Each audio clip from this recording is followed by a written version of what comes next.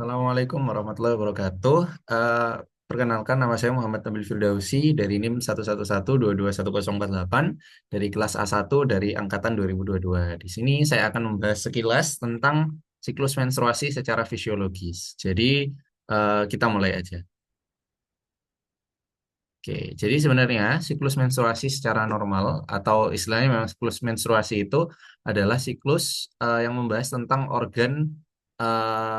organnya wanita, reproduksi wanita terutama di uterus dan juga ovarium gitu. Nah, makanya kita perlu membahas dulu tentang anatominya. Nah, ini sebenarnya sumber saya secara umum untuk siklus menstruasi ini karena di sini cukup jelas secara fisiologi bagaimana. Dan juga di sini juga ada playlist-playlist lain yang mungkin bisa membantu. Beliau mengambil dari sumber buku fisiologi boron. Oke, jadi secara organ ini wanita itu kita ada ovarium, penghasil oosit, tuba falopi jalurnya nanti, uterus, rahim atau tempat berkembangnya nanti atau implantasinya janin, serviks mulut rahim dan juga ada vagina gitu.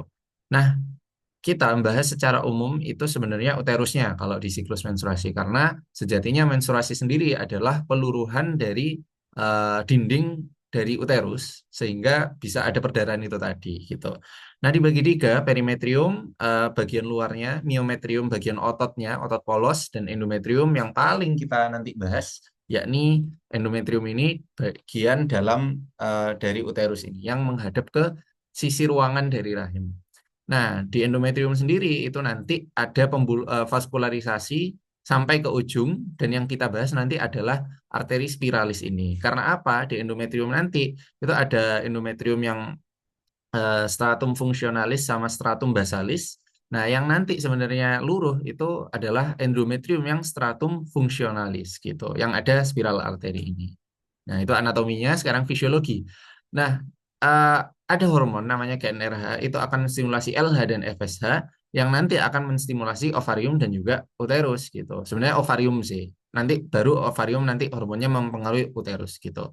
Nah, kita lihat dulu di ovarium itu terjadilah folikulogenesis, penghasil folikel gitu kan. Nah, jadi tadi kan ada LH sama FSH. Nah, FSH ini namanya kan follicle stimulating hormone. Nah, FSH itu menstimulasi si oositnya ini, si mulai dari oositnya ini sampai menjadi oosit sekunder, baru nanti di tengah-tengah proses FSH menstimulasi ini keluarlah hormon estrogen gitu. Sebenarnya estrogen ke atas itu nanti negatif feedback kecuali nanti baru saat estrogen ini mencapai 200 pikogram dia nanti akan positif feedback gitu.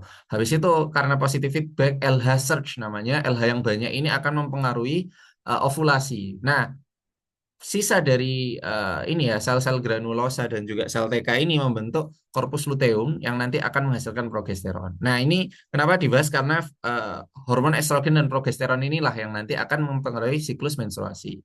Nah, baru nanti setelah estrogen tuh saat fase folikuler dia akan mempertebal endometrium gitu. Makanya tadi ada arteri spiralis gitu. Itu fungsionalisnya stratum fungsionalisnya itu karena estrogen.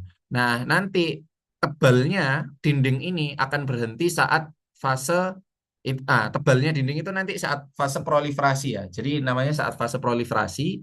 Habis itu nanti saat fase sekretori itu gantian estrogen yang main. Nah, saat estrogen ini keluar tadi ya, itu sudah masuk ke fase sekretori dan disitulah ada penahanan dari dinding.